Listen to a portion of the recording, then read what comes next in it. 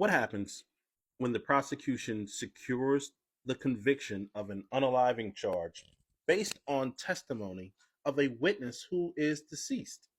Well, that's precisely what happened in the case that I'm working on out in Ohio.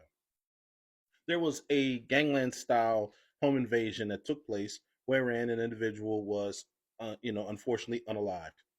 During that particular time period, he was in altercations verbally with the defendant who I am working with now at this point. Over some time, these witnesses that were there at the time of the shooting stated that they didn't actually know who the trigger man was, but there was something that the prosecution used called an excited utterance, meaning that a person who was directly there at the time of the crime said, "Hey, listen, it was this person that did it." And so now here's the problem. Now, the prosecution full well can take you to court and try to prosecute you on that theory or on that circumstantial evidence. The problem is when that individual who made the excited utterance is no longer among us in the realm of humanity, or he's not alive, the state cannot rely upon this testimony without having that person come to corroborate the testimony, meaning to say, yes, I said it, I was there, this is what it is. Okay. So, you know, they got an actual conviction off of this, and a man is sitting in prison with a life term and has been there for over 2 decades so far.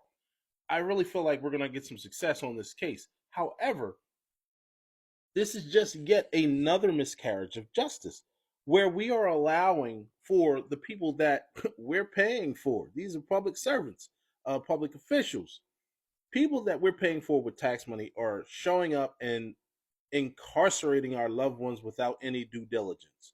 And so that is a violation of the Confrontation Clause of the United States Constitution. You have the absolute right to confront your accusers. That did not take place in this particular case. For the sake of anonymity, I am not saying this individual's name until we actually get the case, out there back in the public again, meaning filed in the court. And then that way, you guys, I will give you the access to the court documents and you can read it for yourself. But I will say this: it did take place in Ohio. It is a huge miscarriage of justice. And, part of my platform, obviously, is I share a lot about the cases that I work on and about some of the theories that take place in law. But we need to start speaking up collectively. We have this platform right here. We have other social media platforms. I mean, we really need to start speaking up, because if we don't, cases like this are going to continue to take place. Family members, won't, find a person like myself or a company like mine until 2 decades later, when a lot of the damage has already been done on the person's psyche and emotional, mental, and other forms of health. So, just a little brief thing I wanted to come out and talk about. The Confrontation Clause is a must in any criminal trial, and if a court overlooks it multiple times, like in this instance, it is a disgrace, and these so-called judges and justices really need to be checked.